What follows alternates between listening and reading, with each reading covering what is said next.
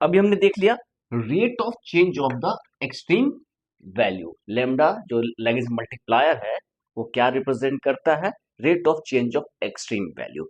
अब जो है वो नेक्स्ट सेक्शन है, वो नेक्स्ट सेक्शन है कि हमने यहाँ जो लैग्रेंज मल्टीप्लायर देखा था वहां पर जो कांस्टेंट था सब्जेक्ट टू सिंगल कांस्टेंट, सिर्फ एक कांस्टेंट के ऊपर था।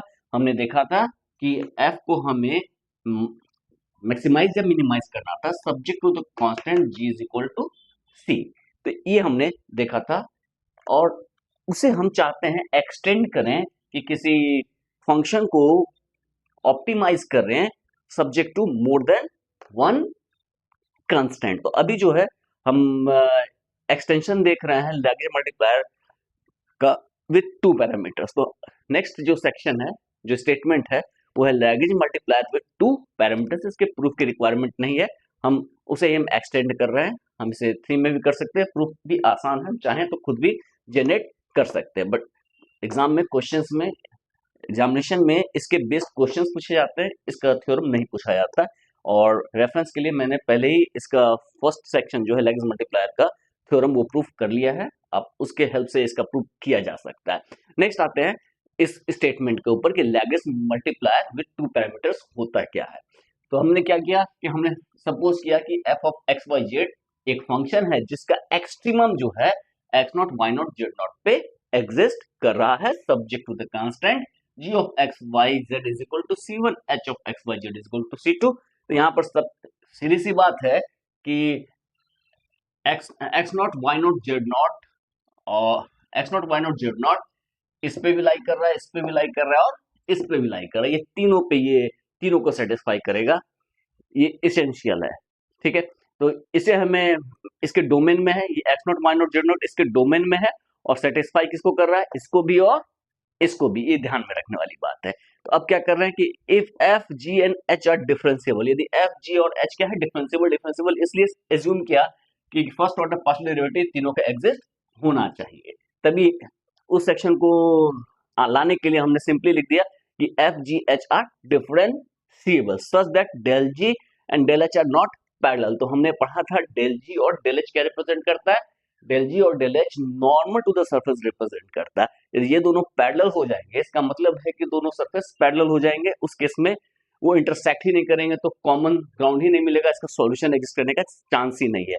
मींस यदि ये दोनों इंटरसेक्ट ही नहीं करेंगे तो इसके बीच का जो हमने कहा X not Y not Z not है, जो कि इस पे भी लाइक करेगा और इस पे भी लाइक करेगा, इससे पॉइंट ही नहीं मिलेगा, तो सॉल्यूशन एग्जिस्ट करेगा ही नहीं। तो उस चीज को नेगेट करने के लिए यहाँ पर एक एक्स्ट्रा कंडीशन लगाया गया है कि del G and del F are not parallel, means ये दोनों को इंटरसेक्ट करना होगा।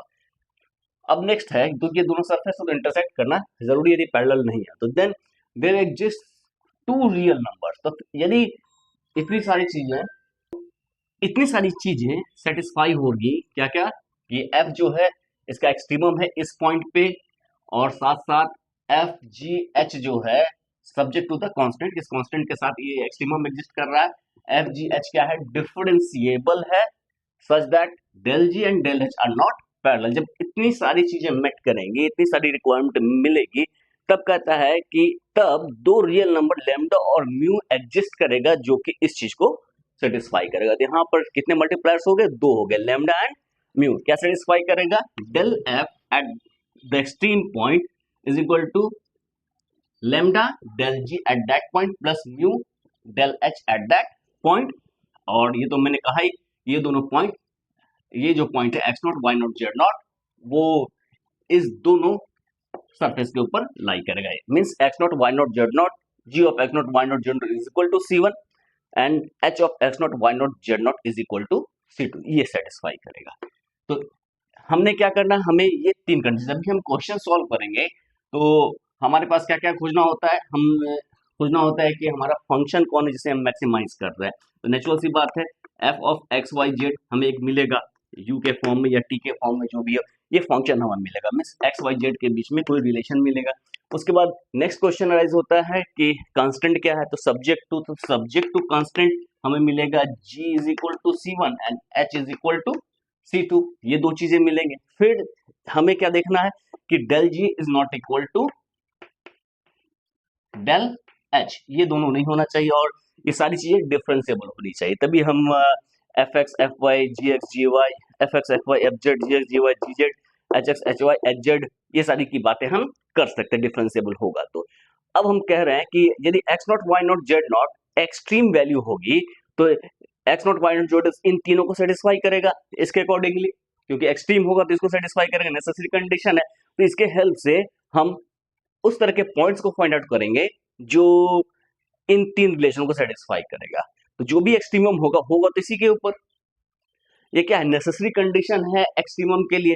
ये जो हमने कांस्टेंट ऑप्टिमाइजेशन की बात की, जिस पॉइंट पे ये ऑप्टिमाइज होगा उसके लिए नेसेसरी कंडीशन है, तो हमें इसका इसके हेल्प से उस पॉइंट्स को हम लोग उस पॉइंट को फाइंड आउट करेंगे। तो हम क्या फाइंड आउट करेंगे, हम फाइंड करेंगे कि del F is equal to lambda del ji plus mu del H, ये इक्वेशन, फिर g is equal to C1 and h is equal to C2। इन तीन इक्वेशन के हेल्प से हम पॉसिबल पॉइंट्स को लोकेट करने की कोशिश करेंगे, x y z ऐसे पॉइंट्स जो इन तीन इक्वेशन को सेटिस्फाई करे।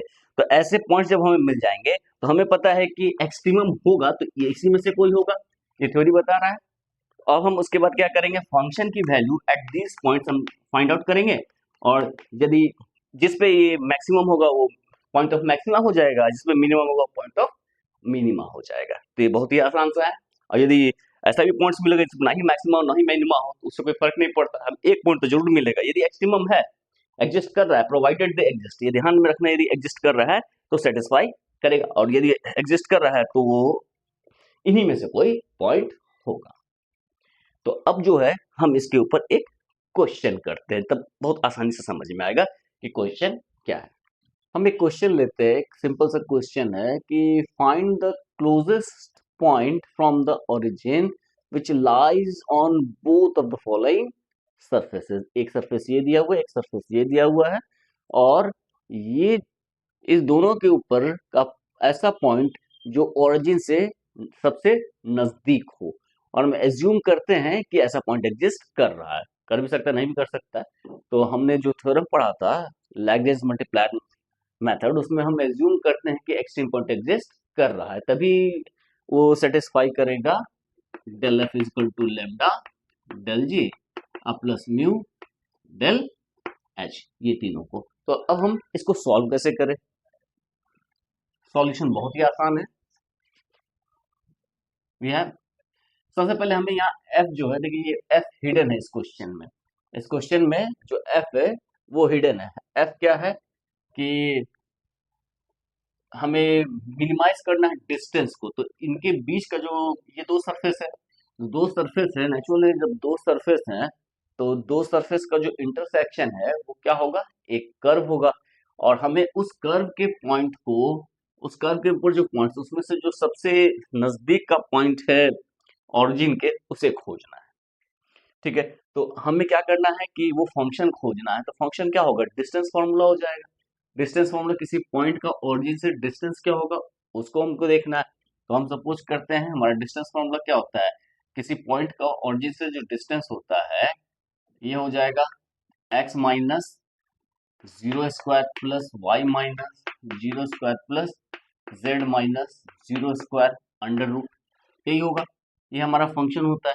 अब ये जो फंक्शन है इसी को हमें मैक्सिमाइज या फिर मिनिमाइज करना, तो चूंकि हमारे ये जो क्वेश्चन है इसमें हमें क्या करना है, क्लोजेस्ट पॉइंट फाइंड आउट करना, मतलब ये जो डिस्टेंस है इसको हमको मिनिमाइज करना है सब्जेक्ट टू द कांस्टेंट, मतलब ऐसे पॉइंट जो इसमें भी सेटिस्फाई करें इसमें भी सेटिस्फाई करें, और जिसमें ये डालने पर वैल्यू क्या हो, मिनिमम हो। तो हमारा f of x Y z क्या होगा, f of x Y z is equal to this. हम जानते हैं कि यदि हम इसके स्क्वायर को मिनिमाइज करें तो ऑटोमेटिकली ये भी मिनिमाइज होगा क्योंकि पॉजिटिव क्वांटिटी है। तो हम जो डिस्टेंस फंक्शन है स्क्वायर रूट में लेने से बेहतर है कि हम इसका स्क्वायर लें। तो हम एज्यूम करते हैं let f of x Y z is equal to distance square root distance x square plus y square plus z square.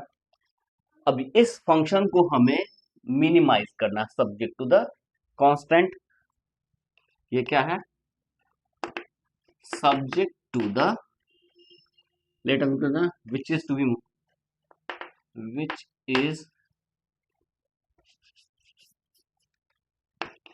B minimized, which is to be minimized subject to the constants. जो constants है उसे हम दो function मान लेते हैं, g of x y z is equal to, constant को छोड़ के इसको g मान लेते हैं, ये हो गया x plus 2y plus z is equal to 10 and h of x y z is equal to, ये क्या होगा, z is equal to x square plus y square, इसको हम लिख सकते हैं x square plus y square minus z is equal to 0। यहाँ constant 0 हो गया, यहाँ 10 है, ये सिंपल सा है, ये C1 ये C2 हो गया। तो हमने देखा था Lagrange multiplier method for two parameters, वहां पर क्या होता है, del f is equal to lambda del g plus mu del h, ये होता है जो भी हमारा जिस पॉइंट पे एक्सट्रीमम निकलता है उस पॉइंट पे इसको सेटिस्फाई करेगा। ठीक है, तो हमने ये सपोज किया है कि ऐसा पॉइंट एग्जिस्ट कर रहा है, तो वो जो भी पॉइंट है वो इसको जरूर सेटिस्फाई करेगा, और साथ में इन दो कंडीशन को भी सेटिस्फाई करेगा, जी और एच को भी सेटिस्फाई करेगा, मतलब x naught plus two y naught plus z naught equal to 10 आएगा, और x naught square plus y naught square minus z not is equal to 0 भी आएगा, तो इनको भी सेटिस्फाई नहीं करना होगा। तो हम आते हैं कि कंडीशंस क्या है।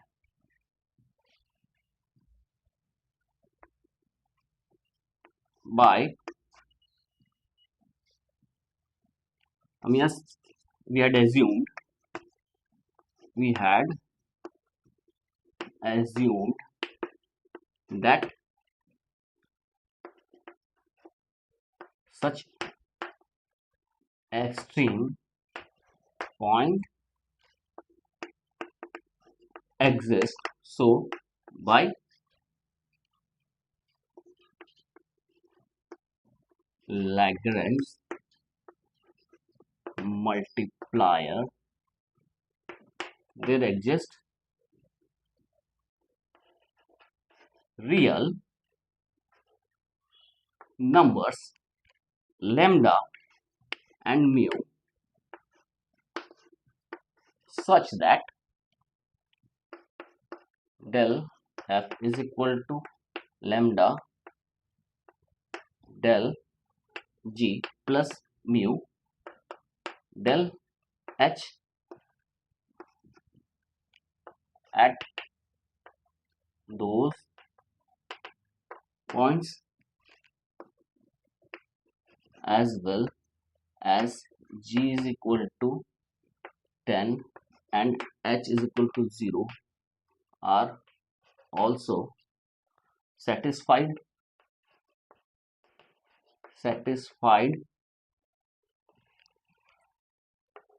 at those points, उस पॉइंट्स पे ये दोनों वैल्यू भी सेटिस्फाई करेगी। इसको हम मान लेते हैं 1, इसको मान लेते हैं 2, इसको मान लेते हैं 3। 1 क्या इंप्लाई करेगा, 1 implies del f means f of x I plus f of y z plus f of z k is equal to क्या होगा, lambda g x i plus g y j plus g z k plus mu H x i plus h y j plus h z k, ये दोनों equal होगा। तो component को separate करेंगे, आई के component, जे के कंपोनेंट, के कंपोनेंट को, ये दोनों इक्वल तभी होगा जिसके कॉरस्पॉन्डिंग कंपोनेंट्स इक्वल होंगे, विच इम्प्लाई ये एफ एक्स किसके होगा, आई का कंपोनेंट क्या हो जाएगा, f x is equal to, यहाँ पर आई का कंपोनेंट लेमडा जी एक्स और यहाँ पर म्यू एच एक्स, ये क्या होगा, lambda G X plus mu H X, दूसरा क्या होगा F Y is equal to lambda G Y plus mu H Y, और तीसरा क्या होगा, F Z is equal to lambda G Z plus mu H Z. ये section है। हम क्वेश्चन को यहां से ऊपर हटाते हैं, हम इसको एक ही साथ लिखते हैं। We have the following system of equations. क्या है सिस्टम ऑफ इक्वेशन? पहला एफ एक्स, तो एफ एक्स क्या होगा, ये क्या होगा, 2x होगा। क्या होगा, 2x plus 2x is equal to lambda g x. क्या है, जी क्या है, x plus 2y plus z, तो जी एक्स क्या होगा, 1 होगा, तो lambda into 1 plus mu H x. क्या है, एच एक्स अगेन 2x, ये क्या होगा, म्यू इंटू 2x। उसी तरह ये क्या होगा, F Y is again 2y is equal to, इसमें क्या है 2y है, तो lambda into 2 plus G is 2, lambda into 2 plus mu into H Y is 2y। इसके बाद थर्ड पे आते हैं, F Z is 2z is equal to, ये क्या होगा, lambda G Y, lambda G Y G Z, lambda G Z plus mu H Z, lambda G Z क्या होगा 1 प्लस ये क्या होगा, lambda H Z, H is -1, this is minus mu. तो हमारे पास ये 3 इक्वेशंस है। इसके बाद यहाँ पर क्या होगा, ये तीनों को भी सेटिस्फाई करेगा। ये क्या आएगा, x plus 2y plus z is equal to 10 and x square plus y square minus z is equal to 0। तो हमारे पास टोटल ये 5 इक्वेशंस आए, इसे हम कंसिडर करते हैं 4। तो हमें एक्स वाई जेड की ऐसी वैल्यूज चाहिए जो इन 5 इक्वेशन को सेटिस्फाई करे, और ऐसे पॉइंट जो इन 5 को सेटिस्फाई करे वही हमारे क्रिटिकल पॉइंट्स हो गए। उन्हें ही हमें चेक करना है कि यदि प्रोवाइडेड यदि एग्जिस्ट कर रहा है तो उन्हीं में से 5 में से कोई पॉइंट होगा। तो हम इसके आगे को रिमूव करते हैं, उसके बाद हम देखते हैं इसके आगे का हमारा कोई काम का नहीं है, सारे हमने इक्वेशंस यहाँ पे लिख लिए, हमें इसे ही सॉल्व करना है।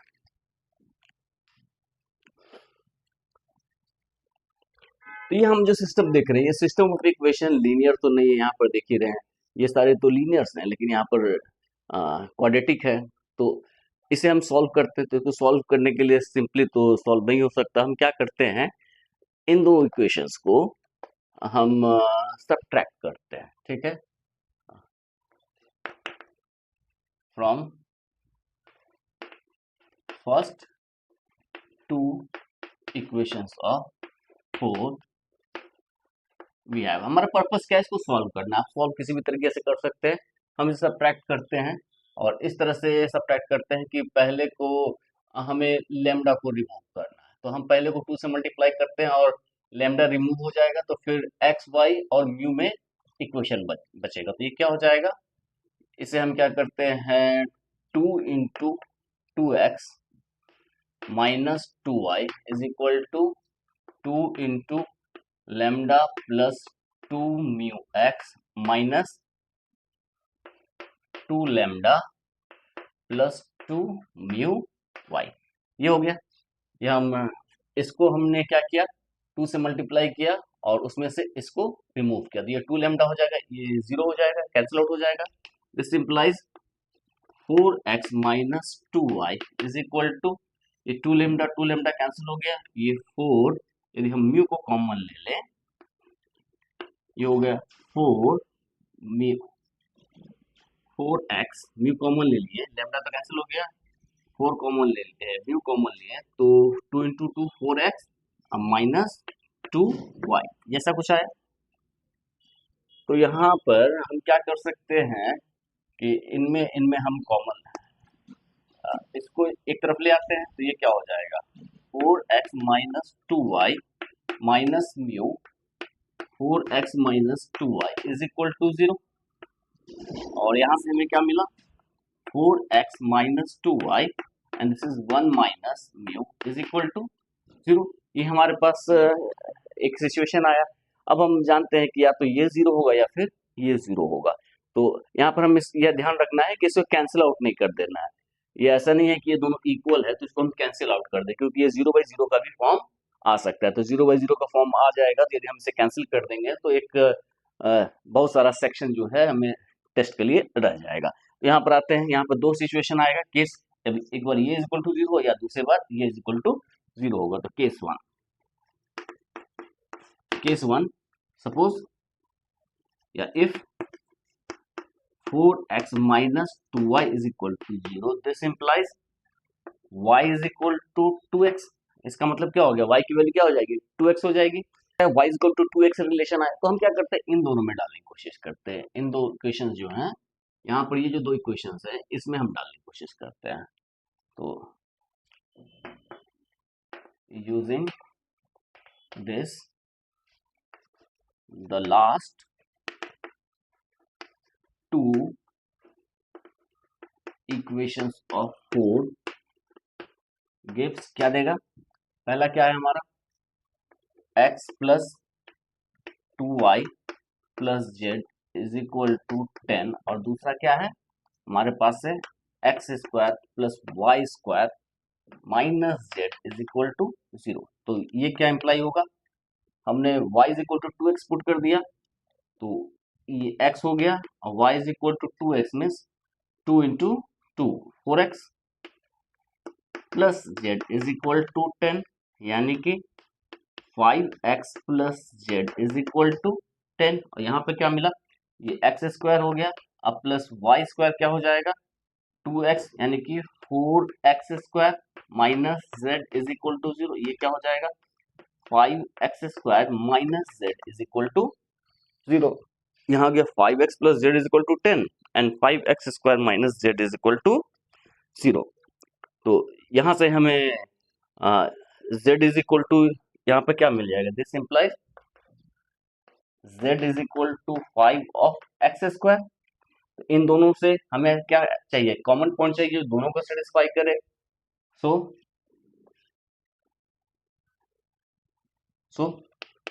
ये क्या होगा z इज इक्वल टू, यहाँ से हम z equal to direct 10 minus 5x लिख लेते हैं, इसको हम मान लेते हैं फिफ्थ, इसको मान लेते हैं सिक्स्थ। तो फ्रॉम 5 एंड 6 क्या लिख सकते हैं, फ्रॉम 5 एंड 6 वी हैव क्या होगा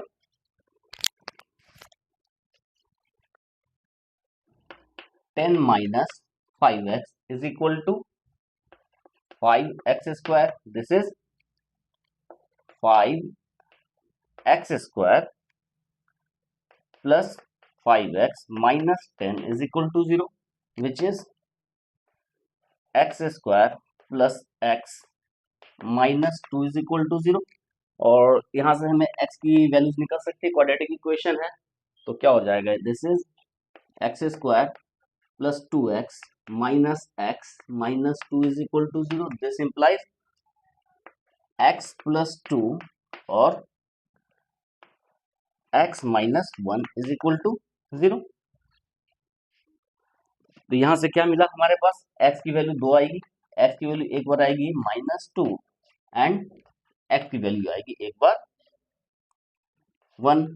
यहाँ पर दो वैल्यू आएगी, एक बार x की वैल्यू माइनस 2 और एक बार आएगी x की वैल्यू 1। तो यदि हमें x मिल गया तो हमें z मिल गया, और x और z मिल गया तो हम इसमें पुट करेंगे तो y भी मिल जाएगा। बहुत आसानी से इन दोनों इक्वेशन में कहीं भी हम पुट करें, इसमें पुट करें या उसमें पुट करें, तो हमें x से यहाँ पे z मिल गया और z से y मिल गया। तो दिस इंप्लाइज अब हमें दो पॉइंट्स मिलेंगे। So we have two critical points. कौन कौन मिलेंगे, एक बार हम पुट करते हैं -2, तो -2 पुट करेंगे तो z की वैल्यू क्या आ जाएगी हमारे पास आ गया x की वैल्यू यदि -2 पुट करते हैं तो z है हमारे पास 10 - 5x, 10 - 5 into -2, this is 10 plus 10, this is 20, and y is equal to 2x, यानी y इज इक्वल टू -4।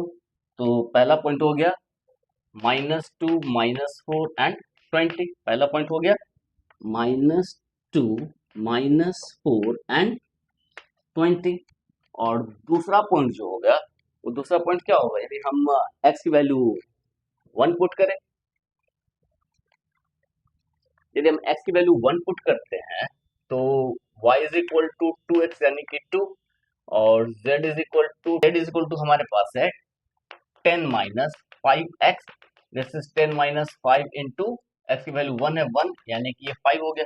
तो हमारा जो नेक्स्ट पॉइंट मिला वो क्या मिला, दिस इज 1 2 एंड 5। तो हमारे पास दो क्रिटिकल पॉइंट्स मिले, -2 -4 20 1 2 एंड 5।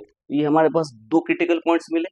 अब जो है हमारे पास जो नेक्स्ट सेक्शन है वो है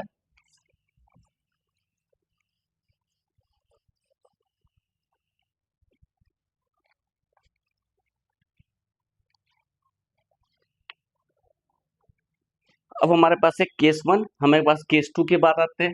केस 2 में हम क्या लेते हैं, केस 2 में हम एज्यूम करते हैं म्यू इज इक्वल टू 1, यानी कि 1 minus mu is equal to 0, this implies mu is equal to 1। यदि म्यू 1 है तो उस केस में हमारे पास क्या क्या कंडीशंस आएंगे, तो यहाँ पर हमें जो म्यू इज इक्वल टू 1 आया, म्यू इज इक्वल टू 1 की वैल्यू हम इसमें पुट करते हैं, पहले या दूसरे में किसी में पुट करेंगे तो mu is equal to 1 put करेंगे तो 2x is equal to lambda plus 2x आ जाएगा, यानी 2x कैंसिल आउट हो, वहां जाके 0 हो जाएगा, यानी कि लेमडा इज इक्वल टू 0 होगा। तो ये क्या हो जाएगा, ये हो जाएगा from first equation of 4 we have, ये क्या होगा 2x is equal to lambda plus 1 into 2x, this implies lambda is equal to 0। यदि lambda is equal to 0 आ गया तो lambda is equal to 0 put करेंगे, थर्ड इक्वेशन लिखेंगे from third equation of 4 we have, क्या होगा हमारे पास 2z is equal to 0 minus 1, this implies z is equal to -1 upon 2। यहाँ से z की वैल्यू क्या आ गई -1 अपॉन 2। जब z की वैल्यू -1 अपॉन 2 आ गई तो हम इन दो इक्वेशन में हम आसानी से पुट कर सकते हैं, तो z कैंसिल आउट हो जाएगा। ये क्या होगा, जैसे हम इसी में पुट करते हैं तो ये क्या हो जाएगा, फ्रॉम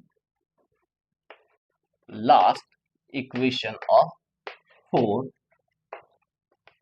वी हैव, क्या हो जाएगा x square plus y square minus of half is equal to 0, this implies x square plus y square is plus half is equal to 0, this implies x square plus y square is equal to -1 upon 2। तो ये value आ गई, तो ये जो value आई x square plus y square is equal to minus half, तो हम जानते हैं कि दो पॉजिटिव क्वांटिटी का स्क्वायर कभी नेगेटिव नहीं हो सकता। एक्स का स्क्वायर जो ये पॉजिटिव क्वांटिटी है, वाई का स्क्वायर ये भी पॉजिटिव क्वांटिटी है, एक्स वाई कोई भी रियल क्वांटिटी ले इसका लीस्ट वैल्यू तो 0 ही हो सकता है, इसका लीस्ट वैल्यू 0 ही हो सकता है, यानी कि लेफ्ट हैंड मैक्स सबसे लीस्ट वैल्यू इसकी क्या हो सकती है 0 हो सकती है, 0 या 0 से बड़ी होगी, तो ये क्वांटिटी 0 0 से बड़ी क्वांटिटी लेस देन 0 तो नहीं हो सकती, तो इसका मतलब इसका सॉल्यूशन एग्जिस्ट नहीं करेगा। मींस यदि म्यू इज इक्वल टू 1 रहेगा तब ऐसा कोई पॉइंट नहीं मिलेगा जो इन सारे कंडीशन को सेटिस्फाई